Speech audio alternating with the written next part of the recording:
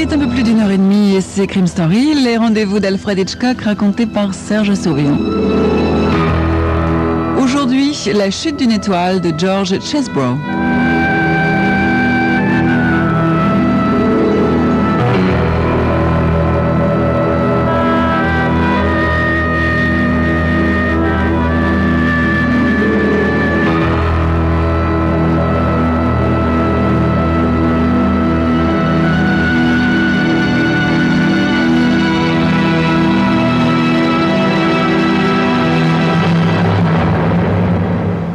En règle générale, quand on pense détective privé, ou plus couramment privé, on imagine toute la panoplie. Le trench coat, la barbe de 2 jours, le Smith & Wesson et l'indispensable flasque de whisky. Bon, il est fort possible qu'il y ait dans le monde 1 ou 2 détectives qui recourent à cette panoplie, mais pas en ce qui me concerne. D'autant que je suis détective privé et professeur d'université, s'il vous plaît. Et ma spécialité est la criminologie. Pourtant, je vous avoue être totalement incapable d'écrire le moindre roman policier. Ah, autre chose, je n'ai pas de bureau au-dessus d'un vieil entrepôt d'import-export. En général, je reçois chez moi. À l'occasion, à l'université. Aujourd'hui, c'est à l'université. Mon visiteur n'a pas besoin d'avoir showbiz tatoué sur le front. Ça se voit tout de suite qu'il est ou impresario ou producteur. Bon, si je ne sentais pas vite ce genre de choses, je me contenterais de ma chaire à l'université. Je ne serais pas détective privé. Avez-vous jamais entendu parler de Harley Davidson? Dit-il en s'asseyant. Je ne suis pas mécanicien, monsieur. Non, je parle de l'autre Davidson, la rock star. Il a des ennuis, et je suis son impresario. Eh bien, voilà ce qui s'appelle entrer dans le vif du sujet. Quel genre d'ennui, monsieur? Oh, excusez-moi, Sandor Peirce. C'est votre frère Ed, le lieutenant de police, qui m'a conseillé de m'adresser à vous. Bien, voilà ce dont il s'agit, ajoute-t-il en me tendant une feuille pliée en 4. Je la prends et découvre un cercle divisé en une dizaine de sections encombrées de signes cabalistiques. Il s'agit d'un horoscope, comme vous le voyez.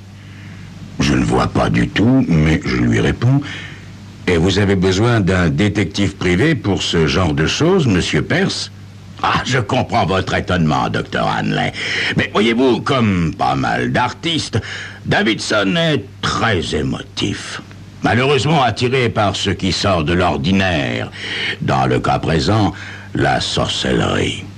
Ces derniers temps, il s'est mis en tête de fréquenter un astrologue de malheur du nom de Bourne. Et quand je dis de malheur, je suis loin de la réalité, docteur. Depuis que ce Bourne lui a dessiné ce fichu horoscope, Davidson ne sort plus de chez lui, ne travaille plus, et je perds des milliers de dollars. Mais voyons, monsieur Peirce, flanquer le vague à l'âme à quelqu'un n'est pas illégal. Oui, ça dépend jusqu'à quel point, Dr. Hanley. Bien, je vais faire mon possible, monsieur Peirce, dis-je à mon visiteur en précisant mes conditions. Le lendemain, de bonne heure, je rends visite à mon lieutenant de police de frère. Ed prend son travail très au sérieux. Sans doute est-ce pour cela qu'il a toujours l'air d'avoir couru un 5000 mètres. « Abracadabra !» dis-je en entrant. « Ah, je vois que Peirce t'a rendu visite. Dis-moi, Ed, tu t'intéresses à la sorcellerie maintenant ?» Il hoche la tête, l'air encore plus fatigué que d'habitude. Rigole pas, petit frère. Si tu savais le nombre de sorciers, de satanistes, de mages qui extorquent chaque année des milliers de dollars au gogo, j'ai aucun scrupule à utiliser l'argent du contribuable pour mettre un peu d'ordre là-dedans. Remarque, je n'ai rien contre les tireuses de cartes de famille, seulement contre ceux qui frisent l'escroquerie. Ce qui est le cas de ce Bourne, me semble-t-il. D'après Sandor Peirce, légalement, je ne peux rien contre lui. C'est pour ça que je t'ai mis sur le coup, petit frère. Tu peux me parler de lui, Ed? Ouais, vaguement, mais je connais quelqu'un qui le fera bien mieux que moi, petit frère. Maureen Jones. Maureen Jones? Ed, tu veux dire le docteur Jones qui est titulaire d'une chaire d'astronomie? Ma collègue, Maureen Jones? Exactement, petit frère. Plutôt perturbé, je me gare une demi-heure plus tard devant la maison des sciences de mon université. Maureen est penchée sur une série de clichés d'amas stellaire. Une jolie femme, Maureen. Elle fait réellement 10 ans de moins que son âge, c'est-à-dire la trentaine, avec, en plus, des yeux d'adolescente. Docteur Hanley, quelle surprise! Bonjour, mon petit amour, fais-je en l'embrassant amicalement.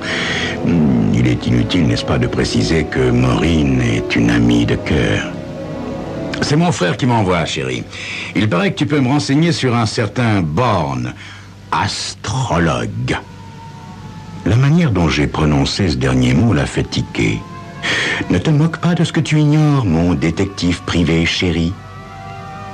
Je ne l'ai jamais vu ainsi, Maureen. Oh ben, excuse-moi, ma chérie, je ne savais pas que tu t'intéressais à ces balivernes, c'est ça? M'interrompt-elle. Eh bien, il se trouve que oui, je m'y intéresse, et ce, depuis toujours. Crois-moi, ça n'est pas incompatible avec ma vocation scientifique. Ce que nous appelons occultisme est une appréhension très ancienne et instinctive de la réalité.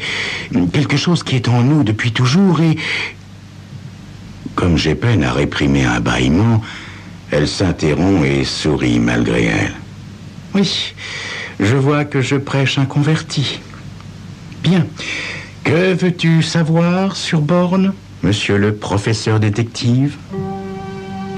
Lis d'abord ceci, dis-je en lui tendant l'horoscope. À peine a-t-elle parcouru le graphique qu'elle grimace. Oh, je ne voudrais pas être à la place de cet artiste. Artiste? Tu le connais? Non, mais d'après son thème astral, c'est un artiste qui est sur le point d'avoir de très graves ennuis. C'est de Bourne, cet horoscope? Oui. Et l'artiste s'appelle Harley Davidson. Tu veux dire Bob Garfield? Je l'ai connu comme élève. Un garçon très sensible, très émotif. Mon Dieu, je le plains s'il a eu recours au service de Bourne. Bourne est un être maléfique. Entendre ça de la bouche du docteur Maureen Jones m'effare, autant que si Belzébuth soi-même apparaissait dans le bureau. Soudain, une alarme retentit quelque part en moi. Maureen, chérie, tu sais où ce Garfield Davidson habite? Oui, Robert. Nous sommes restés en contact, dit-elle en enfilant son manteau. Voyez-vous, ce que j'aime aussi chez Maureen, c'est qu'elle comprend vite. Davidson habite un loft à la mode, dans un quartier chic. Je sonne en vain plusieurs fois. Force m'est, au bout d'un moment, d'utiliser certains outils de ma panoplie personnelle, et en un tournement, la serrure est crochetée. Malheureusement, l'étoile du rock s'est éteinte et ne brillera plus jamais. Davidson est étendu, raide, sur sa couche, un flacon de médicaments vide à côté de lui. Un cahier à couverture métallique gravé de symboles attire mon attention. Je sors un mouchoir pour le prendre et tapote doucement l'épaule de Maureen. Maureen, qu'est-ce que c'est, ça? Le livre des ombres, dit-elle, le regard soudain grave. Le journal intime d'un sorcier. Bourne semble avoir été le maître de cérémonies occultes. Mais surtout, mon chéri, ne te moque pas de ce que tu ne comprends pas. Loin de moi cette idée, Maureen. Mais rien ne m'empêche d'aller rendre une petite visite à notre ami Bourne, n'est-ce pas?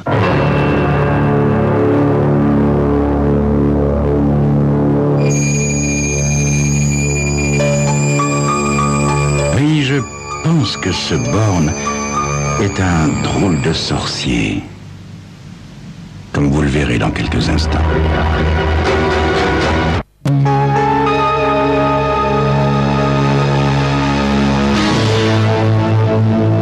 L'antre de Bourne est situé dans un quartier d'entrepôt croulant. Aucune plaque de cuivre avec des lunes et des étoiles, pas de heurtoir en forme de dragon, seulement une porte de bois laquée, luxueuse, insolite. Je sonne. L'ouverture automatique grésille. Born est attablé au milieu d'une petite pièce tapissée de reliures anciennes par centaines. On se croirait dans une annexe de la bibliothèque d'Alexandrie. Sur son austère table de bois, une seule note professionnelle, une boule de cristal.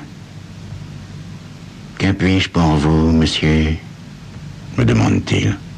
« Monsieur Born, on m'a rapporté que vous disiez la bonne aventure. » « Je ne dis pas la bonne aventure, monsieur. Je laisse cela aux charlatans. En revanche, je peux lire dans la paume de votre main. Il vous en coûtera 25 $. Ou ce Born est un excellent comédien, ou il croit vraiment à ce qu'il dit. Je lui tends ma main. Il la saisit avec une incroyable douceur avant de se concentrer. L'air est votre élément, monsieur. Vous êtes un intellectuel. Professeur, sans doute. Vous consacrez votre savoir à dénouer des intrigues. Vous êtes très fort, monsieur Born. En effet, je suis criminologue. Oui, c'est cela. Et vous êtes un artiste également. Oh, artiste, disons amateur, monsieur Born. C'est vrai, j'aime la musique classique, mais aussi le rock. Curieux, n'est-ce pas? Vous connaissez Harley Davidson? Là, je dois avouer que Born possède un remarquable self-control. C'est à peine si une lueur traverse son regard, puis s'éteint. L'effet est saisissant. Qui êtes-vous, monsieur? Que désirez-vous? Et vous, monsieur Born? Davidson comptait parmi vos clients, n'est-ce pas? Il est mort. Le saviez-vous? Je ne discuterai pas de mes clients avec vous, monsieur. Sortez! Vous aurez peut-être à en discuter avec la police, monsieur Born. Je m'attends à une réaction, mais rien ne se passe. Il se fige, se pétrifie avant d'entrer en transe. Son esprit a quitté la pièce et ce corps muet ne m'intéresse plus. Je sors en silence. J'entre dans le premier cinéma venu et m'enfonce de l'obscurité pour réfléchir à mon aise. Rien de tel qu'un film médiocre pour s'abstraire convenablement. À la fin de la séance, ma décision est prise. Je téléphone chez Born pour m'assurer qu'il est absent. Il ne me faut pas plus de 30 secondes pour crocheter sa belle porte laquée. Une fois à l'intérieur, je ne sais trop par où commencer mes recherches. Vous seriez étonné de savoir ce que les gens dissimulent entre les pages d'un livre. Aussi, je m'attaque à la bibliothèque. En vain. À part des symboles, des graphiques et de la poussière, 1 heure plus tard, je n'ai rien récolté. Pourtant, le temps presse. Je m'assieds dans le fauteuil de Born et me force à réfléchir. En riant, je me dis qu'il ne me reste qu'à interroger la boule de cristal. Je la saisis machinalement quand je sens derrière moi un déclic et un glissement. Le coup de la porte dérobée. Un pan de la bibliothèque a glissé, découvrant une vaste salle. Je me lève et m'y hasarde. Erreur. Erreur fatale. Sitôt passé, une porte d'acier se referme derrière moi avec un déclic de très mauvais augure. Inutile de tenter quoi que ce soit, je le sais. Aussi, je m'attache à la chambre secrète. Un ancien entrepôt entièrement réaménagé en salle circulaire, insonorisé, mais pas tout à fait terminé, si j'en crois les échafaudages qui se dressent dans l'ombre. Au milieu de la grande pièce, une flamme bleuâtre couve au sein d'un énorme cratère métallique, accusant tout d'un relief satanique. L'endroit a dû coûter des centaines de milliers de $. Le périmètre est divisé en 12 alcôves, aménagées en espèce de chambre à coucher.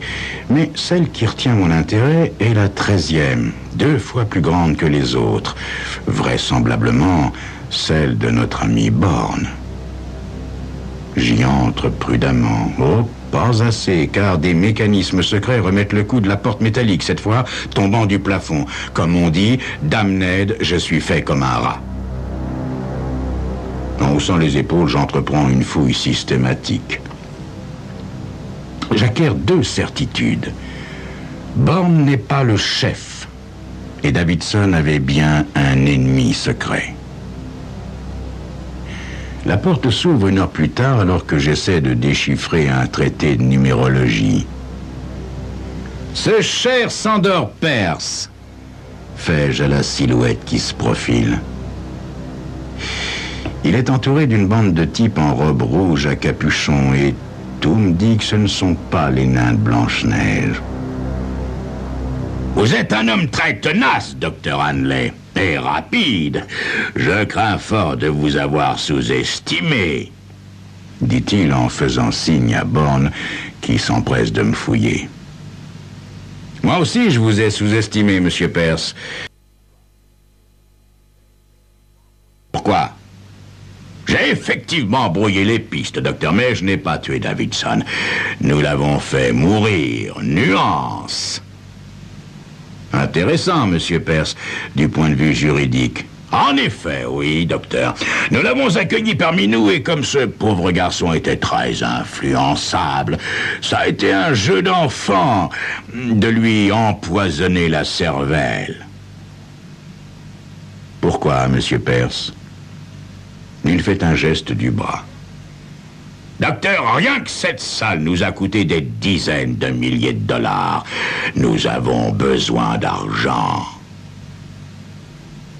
Je suppose que vous êtes le légataire universel de ce malheureux Davidson, monsieur Perse. Oui, docteur, et bénéficiaire d'une substantielle assurance vie.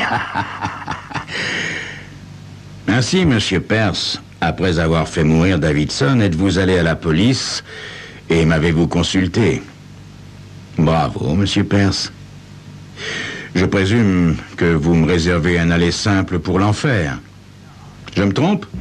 Non, docteur, vous ne vous trompez pas, dit-il, tandis que les initiés du cru se mettent à m'entourer.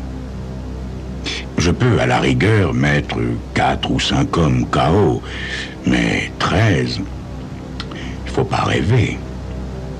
Je contracte discrètement mes muscles et m'apprête au baroud d'honneur, quand soudain une voix issue de nulle part tonne « Ô pentacle de puissance, sois le défenseur, la forteresse de Robert Hanley !» La voix de Maureen à l'instant où toutes les lumières s'éteignent. Je bondis vers l'échafaudage et l'escalade en un tournement. À cet instant, la joyeuse équipe entonne « Amadeus calamitor usor, vous qui semez la confusion, la haine et la crainte, à l'aide !» Maureen de relancer « Que les anges sacrés se placent aux 4 coins de cette maison !» suivi d'une réponse chargée de haine médiumnique.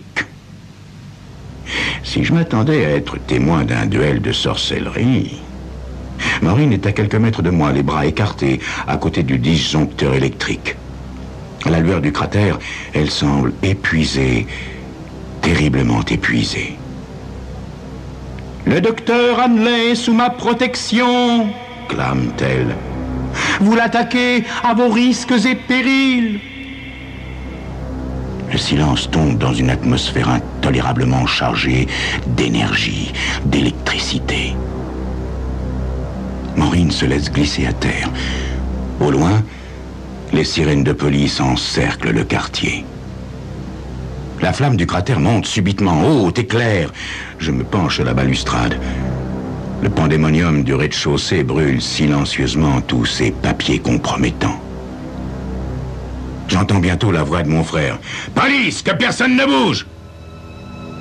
Je m'approche de Maureen et l'aide à se relever. Ses traits sont tendus, marqués par une terrible épreuve. De ma vie, je n'ai jamais été aussi perplexe et, avouons-le, aussi impressionné. Maureen, chérie, ça va? Oui, mon chéri. Maintenant, ça va. Maureen, juste une chose. Oui, Robert. Comment as-tu su que j'étais ici? Voyons, docteur Henley, en consultant ma boule de cristal. Me croiriez-vous si je vous disais que je l'ai cru?